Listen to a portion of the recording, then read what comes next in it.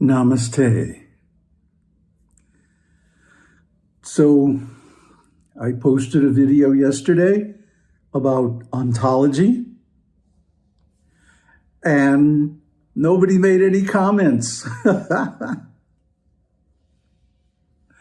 What's the matter? In too deep over your heads? Look up the words in the dictionary. How many times do I have to stress the importance of definitions? Because definitions go together to make a taxonomy, and a taxonomy is a species of ontology. So if you don't know the definitions, you lose the power of ontology to make things understandable and to be able to apply the information and get the result.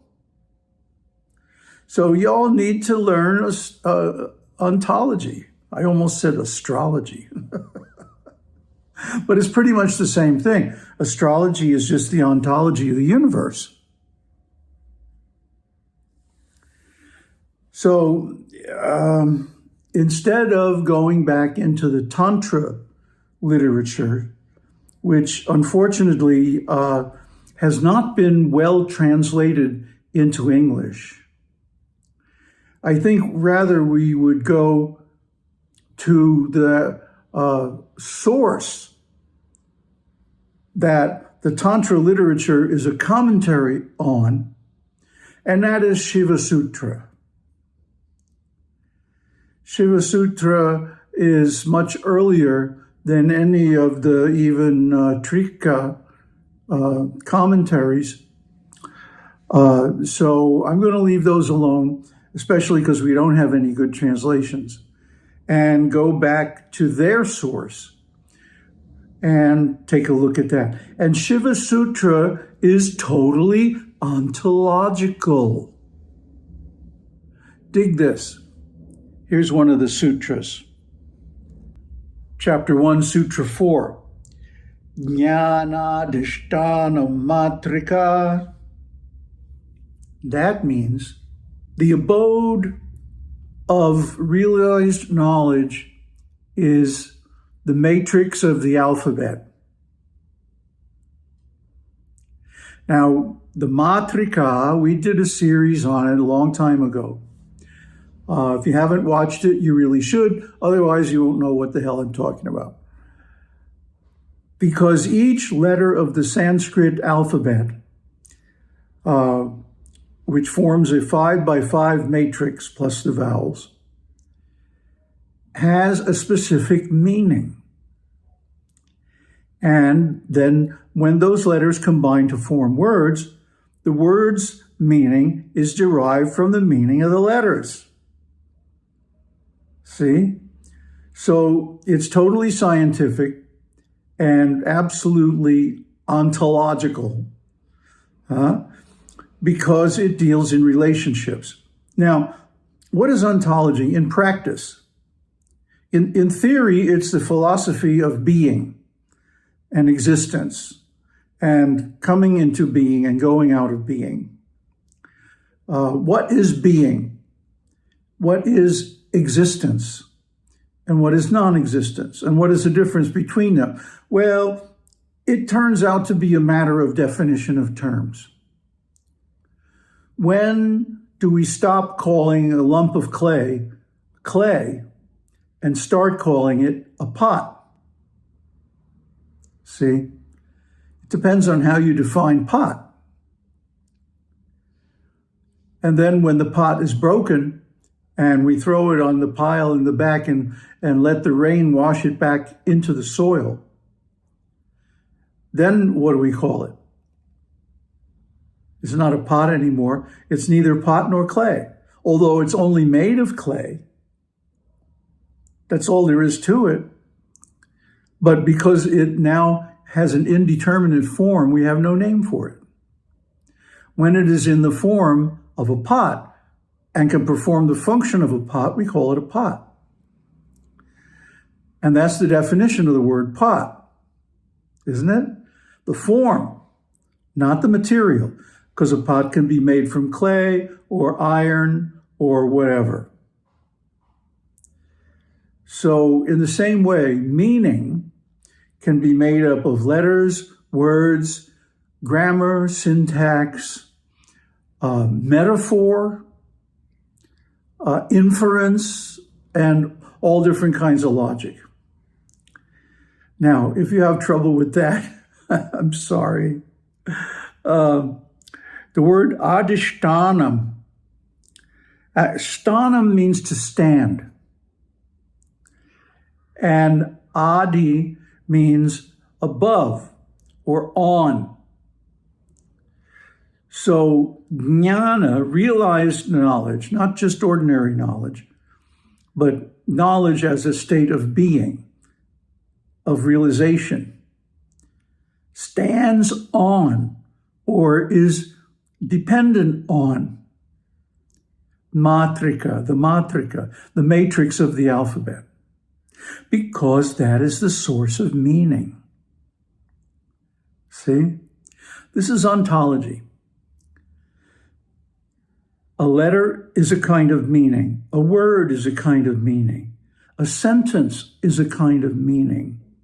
Even things like punctuation and white space are forms of meaning. And then, of course, literary constructions like metaphors and similes and the rhythm of poetic language.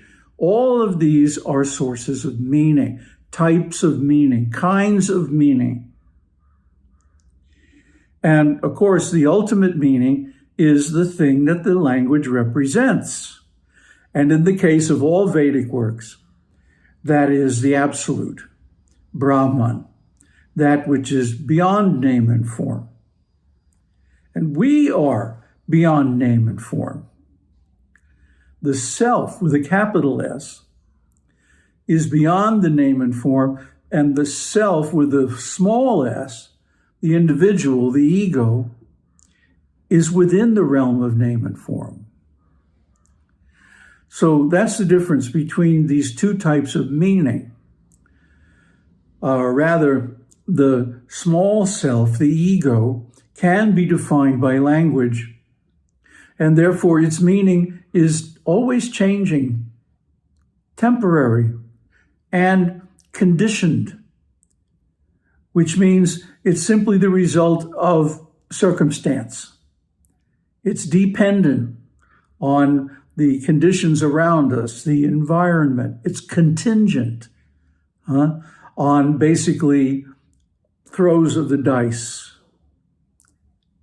When and where we take birth and the social conditions at the time and so on like that, all get programmed into the small self, the mind, the ego, by the environment and by experiences. And then we assign those meanings to our self, our identity, our imagined self, which is only made of name and form.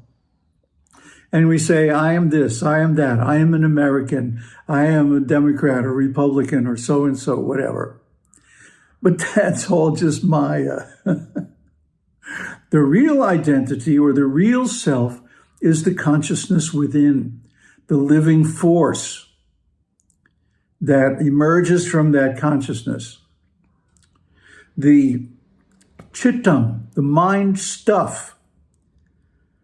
See, just like the clay gets formed into a pot, but the clay is not the pot, and the pot is not clay. What we call a pot is a function.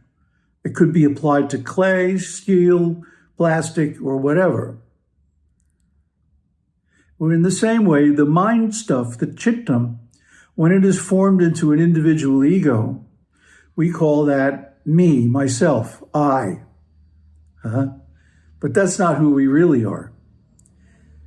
Because who we really are is not temporary, it's not conditioned, it's not contingent. It's absolute. That is Brahman. That is Turiya, the fourth state of consciousness. So we are going to go into this in depth in a new series on Shiva Sutra, which is a highly ontological work. And I hope that by seeing this, you will get a feel for what ontology is and how to use it. Because I think it's the most valuable and powerful tool for measuring and validating the truth of any teaching or teacher. And since we need that knowledge to become realized, and once we're realized, we can drop it, not need it anymore. But until we reach realization, we need knowledge. Why? Because it leads to jnana. Jnana prashtishtatam matrika. So that verbal knowledge, even though it's ultimately ignorance, can lead us to jnana, because matrika is where jnana lives. That's the meaning of the sutra. So this is a highly ontological work. It deals in the meaning of meaning. How is meaning meant, huh? We did a series on this some time ago. The truth about the truth about the truth.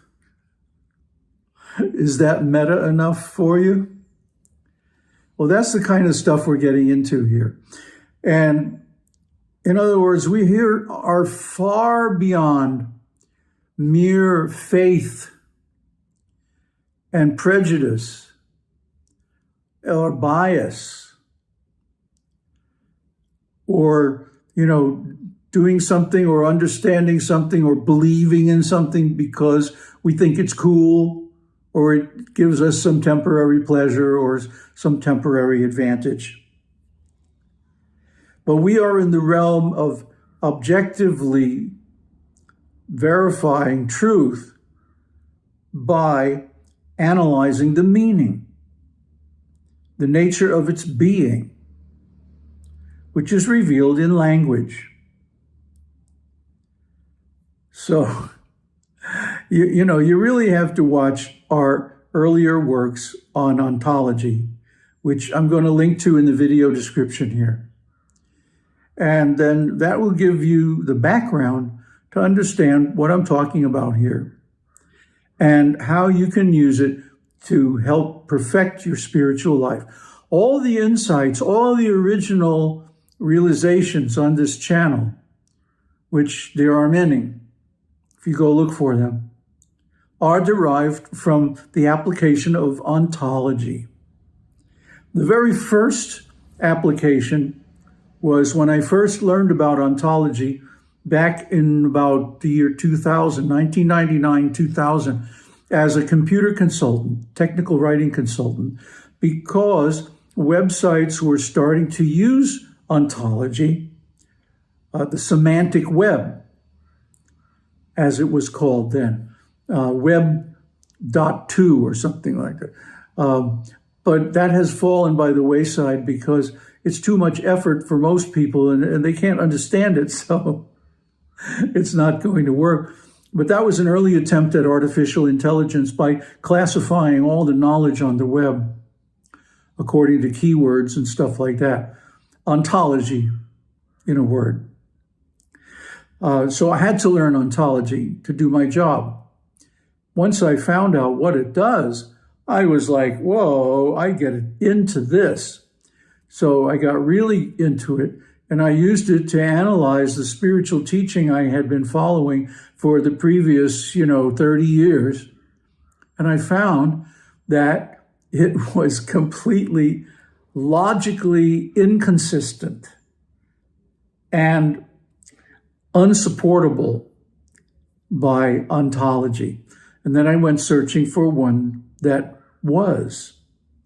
And so we're going to present that here in the Shiva Sutra series coming up.